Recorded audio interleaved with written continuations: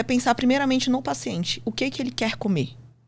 Não sou eu que tenho que decidir o que ele vai comer. Porque se você passar assim, não, você come aqui jiló com lixia, linhaça, esses negócios, cara... Eu gosto de jiló. Você gosta de jiló? Eu não gosto. Pois é. Você entende? Eu gosto de batata doce. Você gosta? Mais ou menos. Você entendeu que não é sobre isso? Não é sobre mim, mas sobre você? Então, o que a gente vê na saúde como um todo? Que é muito fácil eu, como profissional de saúde, virar e falar pra você assim: eu quero que você coma isso. Peraí. Será que aquele biscoito que você gosta de comer não tem um lado afetivo mais intenso? Puxa uma infância, uma memória. Sim. Você entende? Entendi. Então, será que aquele suco da vovó não me remete a um cuidado, um zelo? Como é que eu vou dizer pra você que faz mal? Às vezes, aquela criança que se tornou um adulto apanhou tanto para comer que ele não consegue comer uma salada, que ali te traz algo ruim lá no passado. Porque ele tinha que apanhar para comer a tal da salada. Você tá conseguindo entender que isso vai muito além? E isso eu posso trazer transtornos de compulsão alimentar. A gente fala sobre muita questão das emoções das pessoas, né? Será que teria alguma coisa a ver com, falando assim, da pessoa que tem algum transtorno? A gente sabe que o TDAH costuma estar associado com transtorno alimentar, né? A gente sabe que, se eu não estou enganado, 30% das pessoas com TDAH têm algum tipo de transtorno alimentar, uma compulsão, alguma coisa nesse sentido. Ou seja, pessoas que têm TDAH tendem a ser acima do peso. E será que isso daí não tem a ver com voltar a algumas casas, você fazer essa pergunta, saber o que está por trás, para aí sim, olha, eu acho que o caminho é por aqui. Já teve algum caso assim que você percebeu? Vários. Yuri, assim, quando eu te falo que hoje eu tô completa assim, na profissão, é porque eu tenho pego tantas experiências dentro de consultório hoje, de maneira que há 15 anos de profissão eu não tinha... Não era tato, mas eu não conseguia adentrar dentro de um serviço público, dentro do Sistema Único de Saúde. A gente não tem tempo para fazer essas captações, que é tão claro, tão óbvio, quando você pega na mão. O TDAH, ele basicamente precisa de um amor e um olhar diferenciado. Por quê? Porque ele tem uma ansiedade exacerbada e todo mundo diz que ele é o quê? Procrastinador. Às vezes o cara vai pra sua consulta falando assim, cara, o que eu tô fazendo aqui? Eu não vou cumprir, eu não vou dar conta. Você entendeu? É mais uma coisa que ele vai falhar. E é mais uma frustração que ele vai levar. O TDAH está muito relacionado à compulsão de transtorno alimentar.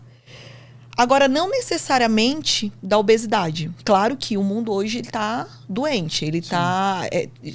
estudos já comprovam que... Está mais obeso, né? Tá mais... Sim, em torno de 60% do mundo. Está acima do peso. Está acima do peso. Não estou falando do Brasil, estou falando do mundo mesmo. Então, isso são pessoas doentes, né? Agora, vamos trazer também para o lado emocional. Principalmente pós-pandemia. A gente viu que esse histórico, junto com a pandemia, se transformou também numa pandemia voltada à obesidade. Verdade. Só que quando a gente pega o transtorno, pega o TDAH, a gente também tem que lembrar que também tem a parte da anorexia. Não só da obesidade. Claro que a obesidade, ela comanda pelo problema de ansiedade. Eu, por exemplo, eu vou sempre tentar me colocar como exemplo porque as pessoas acabam se conectando mais. Se eu estou muito ansiosa, eu não como. Eu já sou o contrário. Me dá ânsia de vômito. Isso é um transtorno também. Não significa que eu tenho um transtorno de compulsão, de anorexia, não. Mas não deixa de ser. O meu nível de ansiedade sobe tanto que eu não consigo comer. Muda toda a tua biologia. Todo o sistema fisiológico. Todo o sistema fisiológico. Total. Né? Agora, vamos pegar... Eu sou a minoria. Quando eu falo isso para alguém, a pessoa fala, nossa, Dani, meu sonho. Agora, vamos lá. Vamos pegar a grande parte. Ela come além. E isso também é voltado ao TDAH. O paciente TDAH, ele tem que ser observado de uma maneira especial e com atenção. Por quê? Quanto mais carboidrato eu dou para ele, quanto mais refinados eu dou para ele, mais eu inflamo esse paciente e mais eu pioro o quadro dele. Cara, então isso é meio que um checkmate, porque você quer passar uma dieta que ele vai comer, mas às vezes ele já está viciadinho num carboidrato, e se você permitir que ele coma um pouquinho além da conta, aquilo já vai desencadear um problema maior. Exatamente. Vou trazer o meu caso novamente. Certo. Lembra que eu falei no início que eu estava estudando para a polícia? Uhum.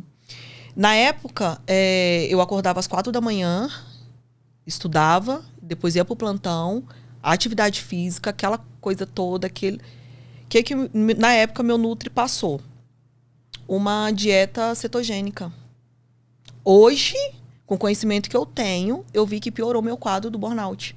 Cara, então a dieta cetogênica piorou a sua situação do burnout? Na minha situação, não que seja uma receita de bolo. Porque eu estava com uma sobrecarga de estudo, de trabalho, dormindo pouco.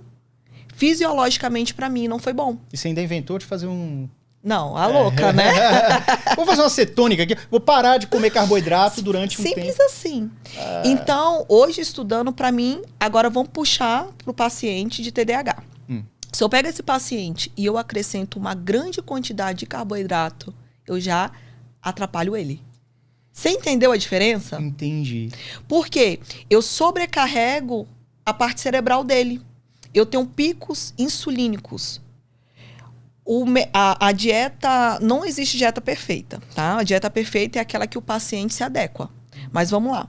Se eu pego um paciente com TDAH, com nível alto de TDAH, descompensado, metabolicamente falando, fazendo uso das medicações conforme prescrição, mas não da forma correta, paciente inflamado, obeso, aquela situação bem crítica, eu tenho que colocar mais proteína para ele.